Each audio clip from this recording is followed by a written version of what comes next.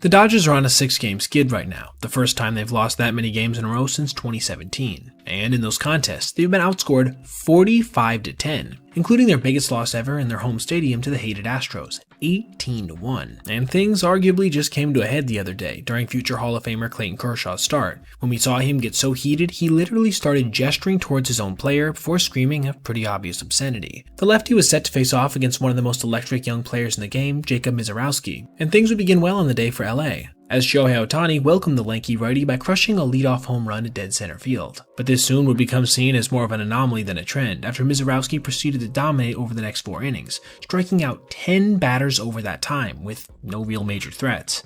Kershaw, to his credit, matched him early on, allowing just 1 base runner through 3.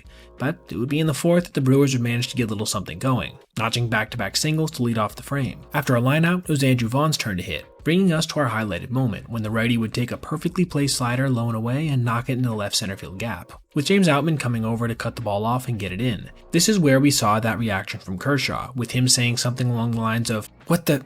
Throw the ball, Outie."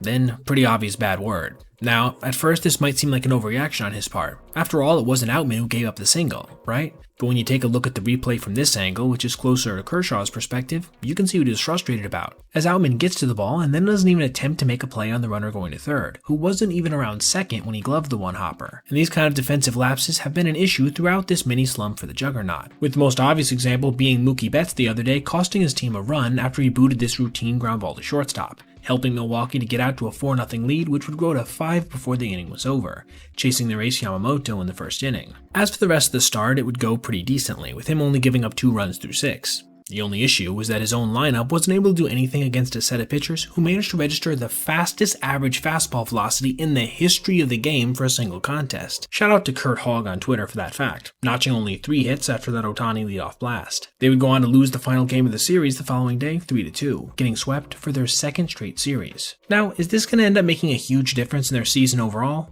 Honestly, probably not.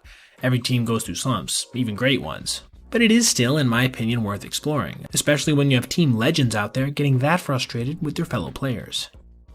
Now, thank you so much for watching, and please remember that if you ever see anything you'd like to see detailed in the Made the Cut video, whether that be a specific play, player, or narrative surrounding a team or something, feel free to reach out to my email, basebpoet@gmail.com, and if I do end up using your idea, I'll of course give you a shout out. Thank you so much once again, and I'll see you in the next one.